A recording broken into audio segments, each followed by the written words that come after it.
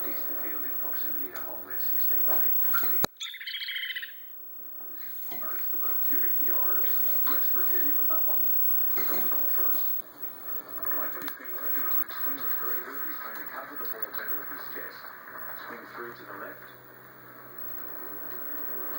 All the Hokies out here in the crowd would be pretty happy about this man leading Virginia Tech. Frank Beamer, the coach there at Virginia Tech, has been around all week. Back 1 to 10. Sticking up on it.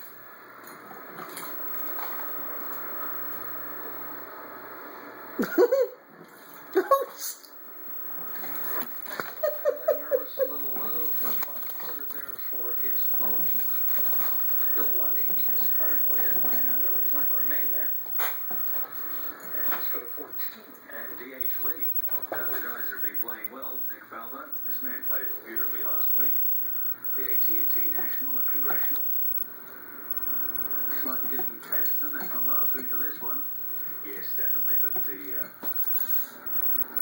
golf course at Congressional is hard and tough. This one's a good test to know when you're along to get back to 10. He struck it right where that line was, didn't he?